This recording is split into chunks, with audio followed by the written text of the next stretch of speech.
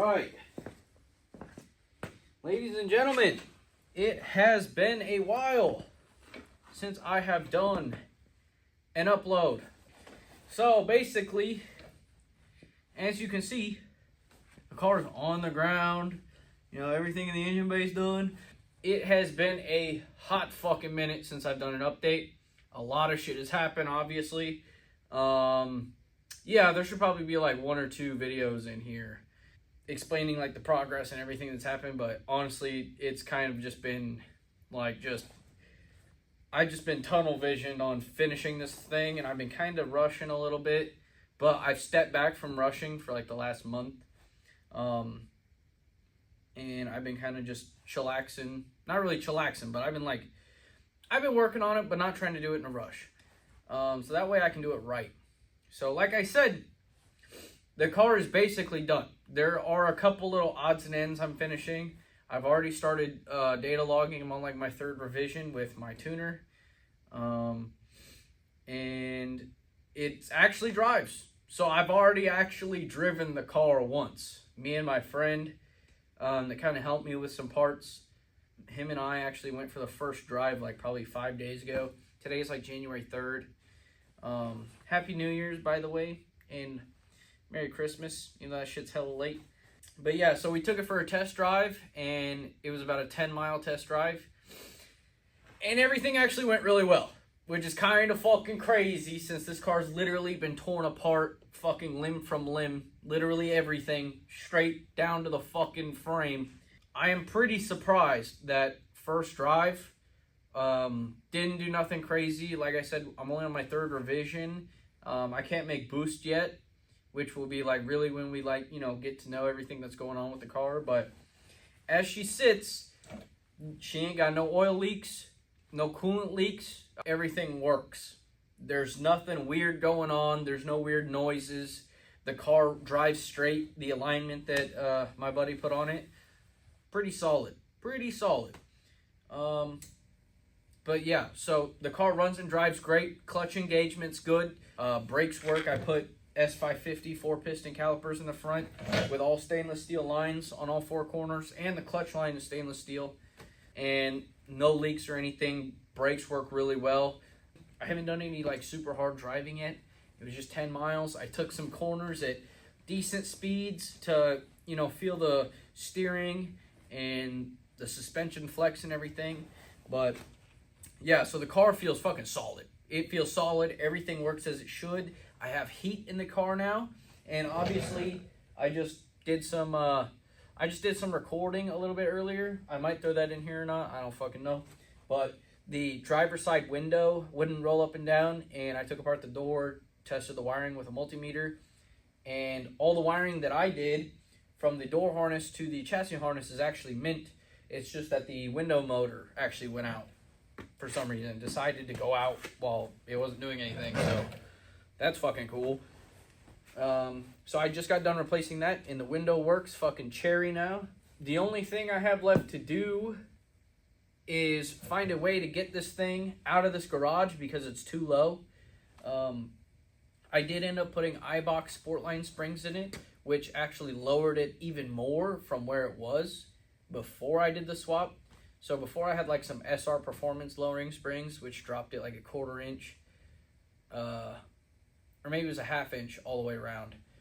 And then these iBox springs drop it a 1/4 inch more in the front, so it's 3/4 inches in total. And then it drops it a full inch in the back. So, or no, it should be a 1/2 inch, a 1/4 inch lower than it was in the front, and a 1/2 inch lower than it was in the rear to help take out the rake. I did notice that with the iBox springs, I also went with some Steeda Sportline shocks and struts, which should be valved a little bit stiffer, and they definitely are. On the test drive, I noticed that the car was a lot stiffer, and I think that's due to maybe the spring rate. I think the springs should be about the same comfortability-wise, but I think the shocks are a bit stiffer.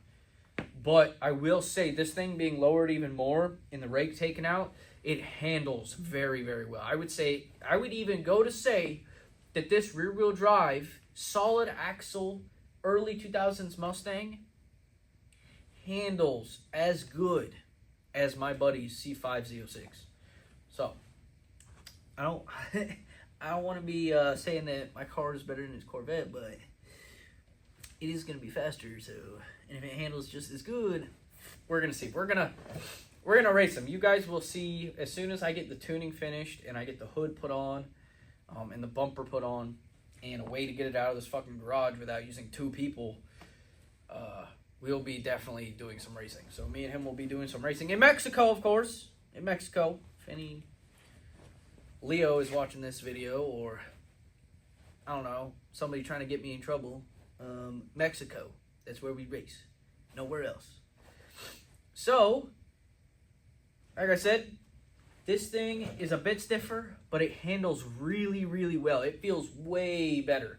The stiffening of the suspension, I'm not a huge fan of because I wanted this to be a pretty comfortable street car. But you take and you give. So, we're going to see how that works. Maybe I might swap it out for something a little bit more spongier, but we'll have to see. Maybe they'll break in and they'll smooth it out just a tad. But if that would happen, that'd be fucking mint. But yeah, so yeah, I think in the last video, to address some like what happened in the last video, the car wouldn't start and I couldn't get it to start. And what ended up having to be the problem is, I'll throw up a picture on the screen, is that there's a plug over by the ECU. I must have got a different harness or something, because there's a plug right next to the ECU that has a couple power wires. I don't know what the other one's for, but I know that the one power wire was for the ignition coils. And so I could smell fuel and we're getting air, but we weren't getting spark. And I couldn't figure out why. And it was because that plug on the engine side had the wire for ignition coils, the power wire for ignition coils, but then the chassis side didn't. So it just terminated to nothing.